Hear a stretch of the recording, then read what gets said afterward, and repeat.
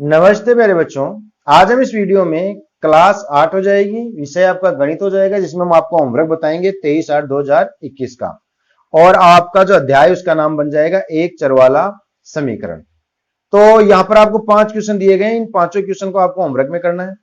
इसके पहले के भी जितने होमवर्क है वो हमने वीडियो अपलोड किए हुए हैं, अगर आपको देखने हो तो प्लेलिस्ट में देख लीजिएगा। और अभी हम इन पांचों क्वेश्चन का आपको सोल्यूशन देने वाले हैं। कहीं कोई दिक्कत रहती हो, कोई बात समझ में नहीं आती हो तो आप कमेंट बॉक्स में जरूर बताइएगा। तो पहला क्वेश्चन है कि दो पूर्ण संख्याओं का अंतर 92 है। यदि उनमें 3:7 का अनुपात है तो संख्याएं आपको ज्ञात करनी है। ठीक है, तो उनमें अनुपात कितने का है? 3 और 7 का ना। अब छोटी जो संख्या उसका अनुपात छोटा रहेगा और बड़ी संख्या का अनुपात बड़ा रहेगा। तो हमें दोनों संख्याएं यहां पर लेनी है 3 और 7 के अकॉर्डिंग। तो पहली संख्या मानेंगे 3x और दूसरी संख्या मानेंगे आप 7x। यानी जो आपको रेशियो दिया जाता है, जो अनुपात दिया जाता है, उसको आप एक ही चर राशि से मल्टीप्लाई करें। अगर x से करेंगे तो दोनों को x से करना पड़ेगा, y से करेंगे तो 3y और 7y, z से करेंगे तो 3z और 7z। समझ गए? तो हम इसको x से गुणा कर लेंगे और x से गुणा करके हम रखेंगे पहली संख्या। दो संख्या बताई थी, तो पहली पूर्णांक संख्या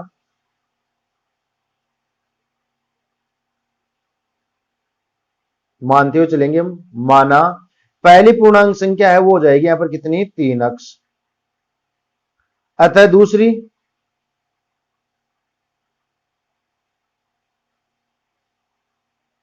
तो यहीं पर अपन दूसरी पूर्णांक संख्या और इसकी रख लेंगे, जो कि कितनी बन जाएगी? 7x यहां पर बन जाएगी। हो गए दोनों। अब उस क्वेश्चन वाले ने क्या कहा है कि दो पूर्ण संख्याओं का अंतर है ना, वो कितना है? 92 है, 92 है। अंतर, अंतर मीन्स माइनस।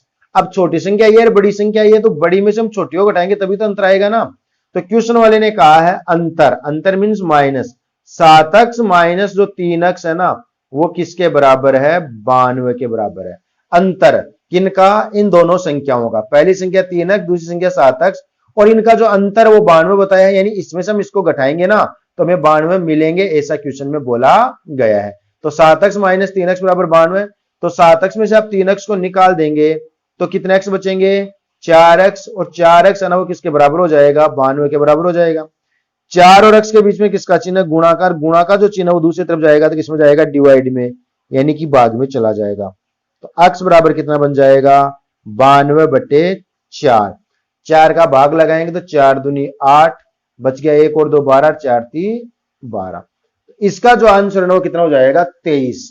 अब हमें वो संख्याएं पूछी गई थी, तो जो पहली संख्या थी ना वो कितनी थी? 3x थी ना। तो पहली संख्या कितनी बनेगी? x की जगह 23 रखेंगे, 23 से गुणा करेंगे, नहीं करेंगे। अतः पहली संख्या, तो पहली संख्या आपकी कितनी बताई गई थी? 3x। 3 की जगह 3 रहेगा, गुणा x है वो कितना आया था? 23। तो 23 को आप 3 से गुणा करेंगे ना तो 23 या 69। ठीक है, और इसी प्रकार से आप निकालेंगे दूसरी संख्या। अब दूसरी जो संख्या वो बताई गई थी 7x। तो 7x है, लेकिन 7 की जगह 7 रहेगा, x वाली जगह कौन आएगा? 23। 23 आएगा ही नहीं आएगा। और 23 को 7 से गुणा करेंगे तो 7 21, 7 दूनी 14 और 2 16, यानी कि 161।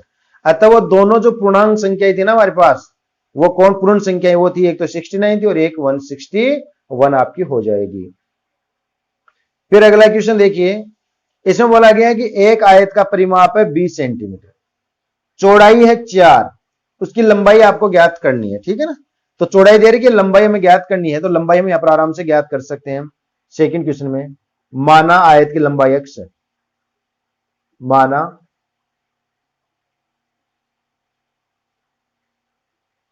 आयत की लंबाई x सेंटीमीटर है। अब यहां पर आपको दे क्या रखा है? इसका परिमाप। और आयत का जो परिमाप है वो कितना दे रखा है आपको? इस क्वेश्चन में दे रखा है आयत का परिमाप 20। तो 20 रख देंगे। परिमाप का फार्मूला आप जानते हो, आयत का परिमाप का फार्मूला होता है 2 ब्रैकेट लंबाई प्लस चौड़ाई, लेंथ प्लस ब्रेथ हो जाती है, इक्वल टू कितना हो जाएगा? 20। अब 2 तो 2 रहेगा। लंबाई कितनी है हमारी? अक्ष। तो लंबाई की जगह तो हम अक्ष रख देंगे। और चौड़ाई आपको क्वेश्चन में दे रखी थी, उसकी चौड़ाई कितनी थी? 4 सेंटीमीटर। तो इस चौड़ाई वाले जगह हम कितना रख देंगे? 4। और बराबर में कौन आपका?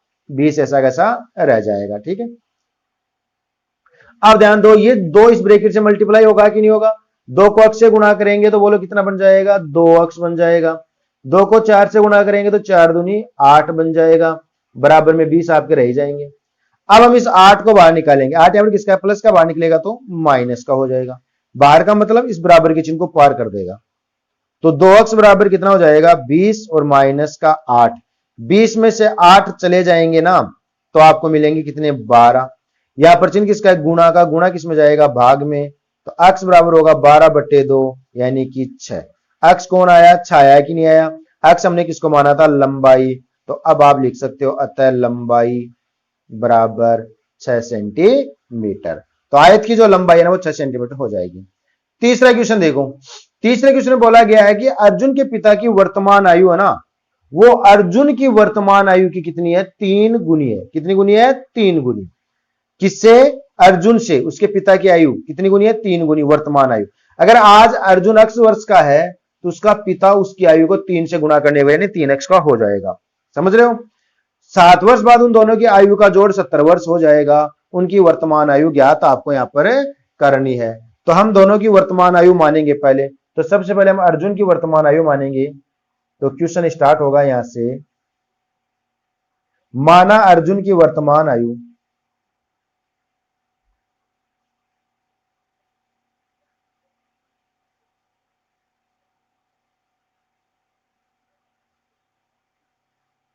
माना अर्जुन की वर्तमान आयु कितनी है, x वर्ष है। अतः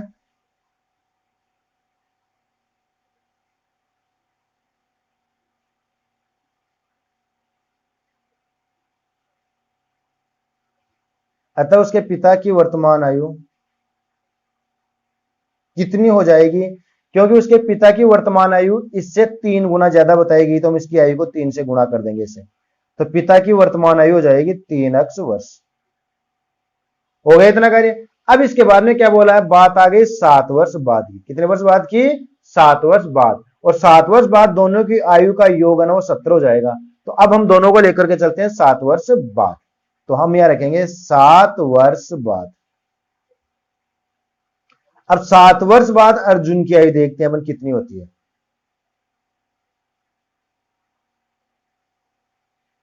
तो भाई अर्जुन आज कितने का था, आज के दिन वर्तमान में अर्जुन था x वर्ष का।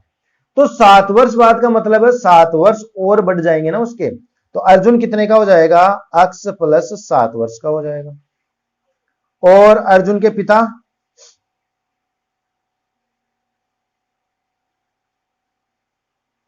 उसके पिता की आयु, पिता कितने का था, 3x का। तो अर्जुन अगर 7 वर्ष बाद में +7 होगा तो पिता भी तो +7 होगा कि नहीं होगा, यानी पिता भी तो 7 वर्ष बड़ा हो ही जाएगा ना। यानी 7 वर्ष बाद में प्रत्येक व्यक्ति 7 वर्ष बड़ा हो जाएगा। तो इसलिए उसके पिता की जो आयु है ना वो कितनी बन जाएगी, 3x + 7 बन जाएगी।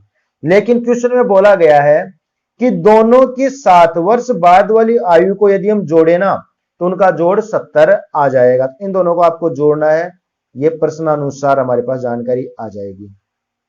तो प्रश्नानुसार क्या जानकारी आई कि x + 7 में आप उसकी 7 वर्ष बाद की दूसरी आयु कौन सी है, 3x + 7 को आप ऐड करेंगे ना तो इनको ऐड करने पर आपको कितना मिल जाएगा, यहां पर 70 मिल जाएगा। तो x और 3x, बोलो 3x और 1x कितने x हो गए, 4x हो गए ना। और 17 में ये 7 में 7 जोड़ेंगे तो कितने हो जाएंगे, 14 हो जाएंगे। बराबर में कितने हैं, 17 आपके पास है। इस 14 जो प्लस का इसको बाहर निकालेंगे क्योंकि मैक्स का मान निकालना है। 14 प्लस का था बाहर निकलेगा तो माइनस बनेगा। तो 4x = हो जाएगा 70 माइनस का आपका 40 निकल जाएगा। तो ये कितना है, 4x। और 4x बराबर इसमें से आप इसको निकाल देंगे तो कितने आ जाएंगे, 56 आ जाएंगे ना। यहाँ पर किसका चिन्ह, गुणाकार, गुणा का चिन्ह किसमें चला जाएगा, भाग में। तो x बराबर बन जाएगा 56/4।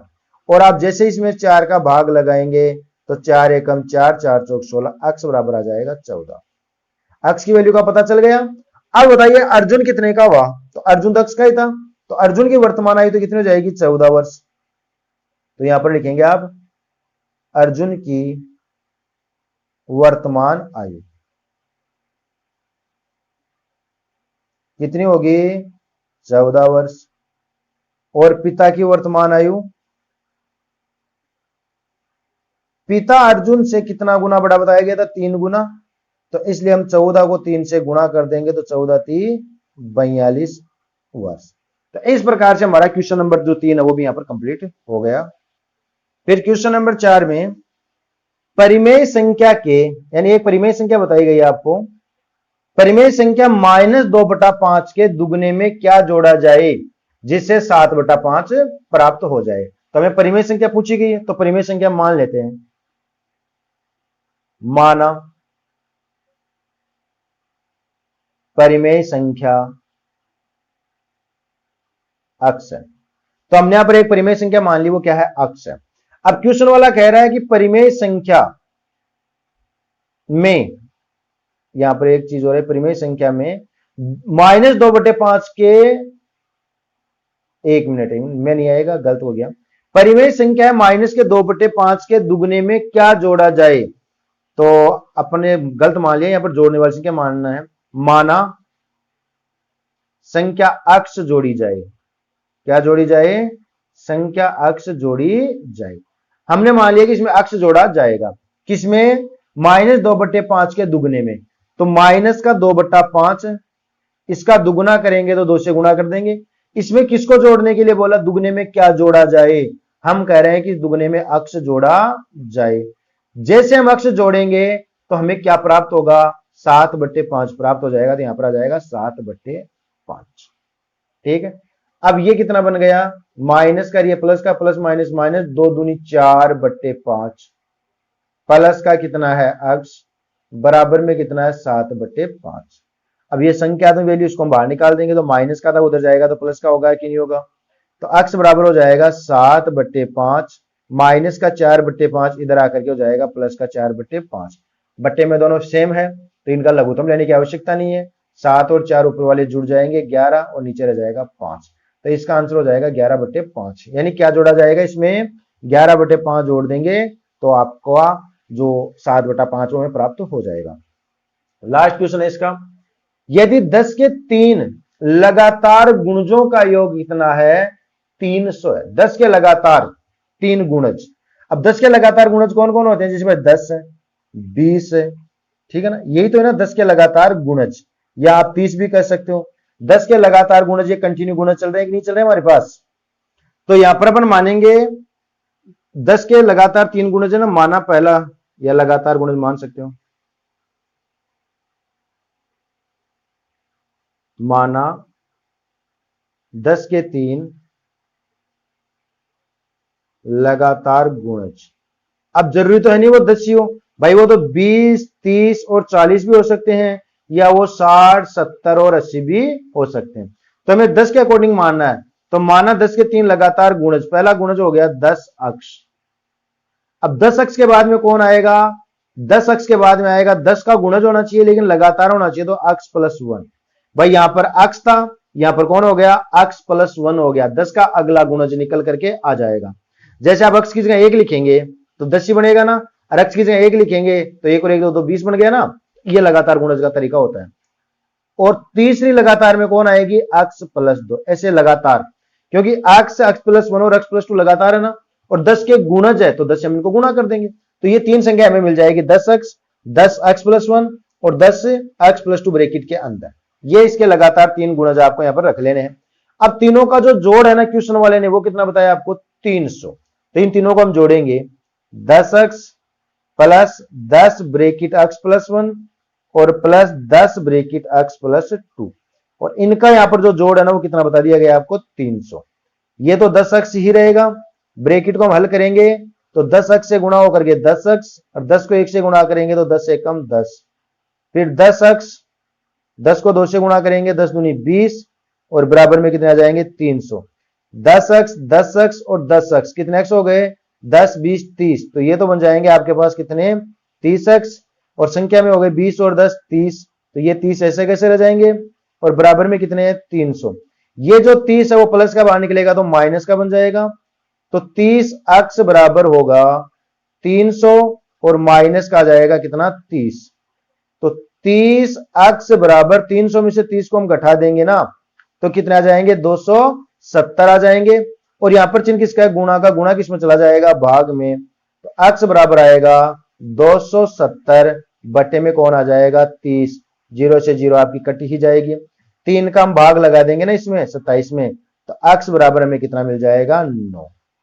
ठीक है, अब वो लगातार जो गुणज है वो आपको पता चली गई ये रहे, तो x की जगह हम 9 रखेंगे तो लगातार गुणज कौन हो जाएंगे,